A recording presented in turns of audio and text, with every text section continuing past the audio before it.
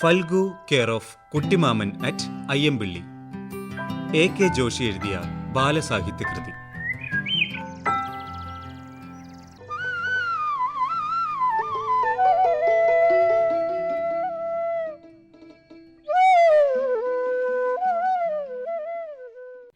പാടവരമ്പ് കടന്നു ചെല്ലുമ്പോൾ വീടുകളാണ്. ആദ്യത്തെ വീട്ടുകാരുടെ വകയായുള്ള ഒരു ചെറിയ അമ്പലം കടന്നു വേണം പോകാൻ. അവിടെ ആ വീട്ടിലെ ഒരാൾ തൂങ്ങി മരിച്ചിട്ട് അധികകാലമായിട്ടില്ല.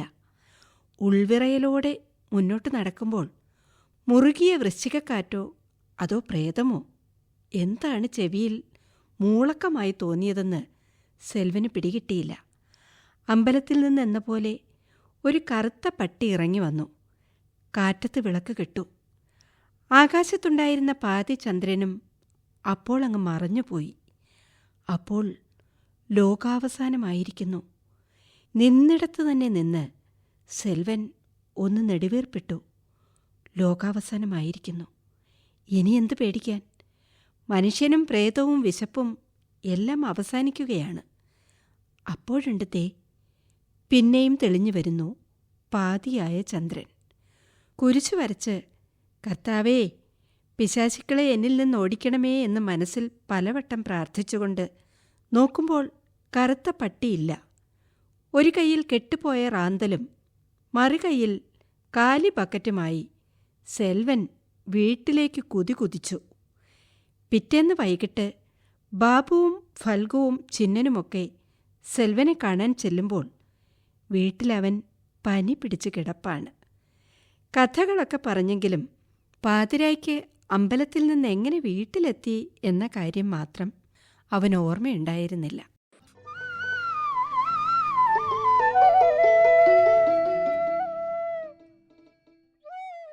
തങ്കപ്പൻ ചേട്ടന്റെ പറമ്പിലെ കൂറ്റൻ അരണമരത്തിന്റെ ചോട്ടിൽ രാവിലെ വട്ടമിട്ടിരുന്ന് തീ കായുന്ന കുളിർക്കാലം വീണ്ടും വന്നെത്തി. സുഖമുള്ള തണുപ്പിന്റെയും മാമ്പൂമണത്തിന്റെയും കുയിൽപ്പാട്ടിന്റെയും തെളിഞ്ഞ വെയിൽ ദിവസങ്ങളുടെയും രസമുള്ള കാലം.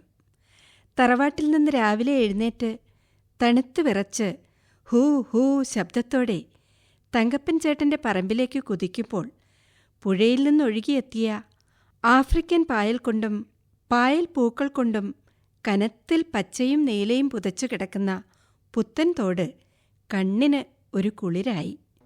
മാമരം കൊച്ചും തണുപ്പത്ത് താഴ്വര പുത്തൊരു കുന്നത്ത്. പഴയൊരു പദ്യം ഉരുവിട്ടുകൊണ്ട് അരണമരത്തിൻ ചോട്ടിലെത്തുമ്പോൾ അവിടെ തീ കൂട്ടിയിട്ടുണ്ട്.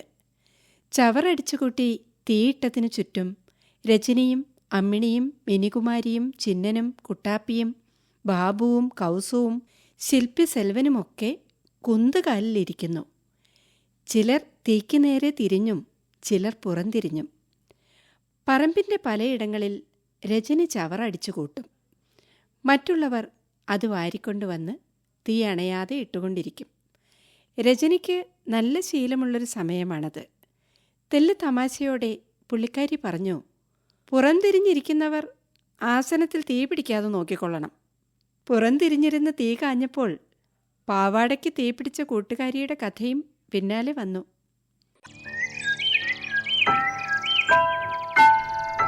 Phalgu care of Kuttimaman at Ayyampilly.